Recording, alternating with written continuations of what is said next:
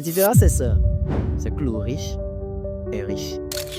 Le pauvre veut paraître riche. Il y a des gens, clairement, qui ont de l'argent, qui ne sont pas riches. Avoir de l'argent n'est pas synonyme de richesse. Ce sont comment on appelle, c'est la société qui a ramené le mot richesse à la simple détention financière. Moi, je connais des gens qui ne sont pas forcément super riches financièrement, qui n'ont pas beaucoup d'avoir financier, mais qui pour moi sont super riches. Quand je dis super riche, je dis bien super riche. J'explique ça comment? J'explique pourquoi. Pour moi, la vraie richesse de l'or, c'est la valeur qu'il a. Tu vois? Pour moi, un homme qui est riche, c'est un homme à qui on peut déposséder de tout ce qu'il a. C'est un homme qu'on peut retirer toute sa fortune, le laisser quelque part et il vaut toujours quelque chose. Et il peut se reconstruire. Voilà. Pour moi, Samuel Eto'o, c'est un homme riche.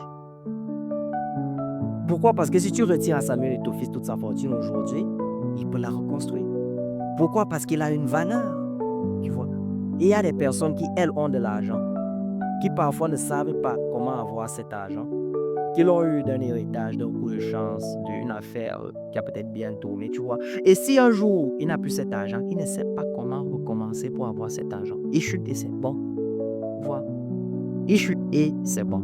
C'est pour ça que je dis souvent aux gens que pour moi, les hommes riches se distinguent par une chose. À l'inverse des hommes pauvres qui essayent d'accumuler des choses. Les hommes pauvres achètent des voitures, des maisons, des ceci. Les hommes riches, eux, essayent d'acheter du temps. Essayent d'acheter de la valeur. Essayent d'avoir des choses qui sont juste nécessaires à leur vie.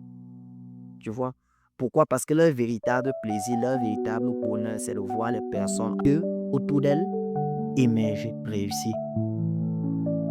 Donc, faites très attention à cette petite confusion.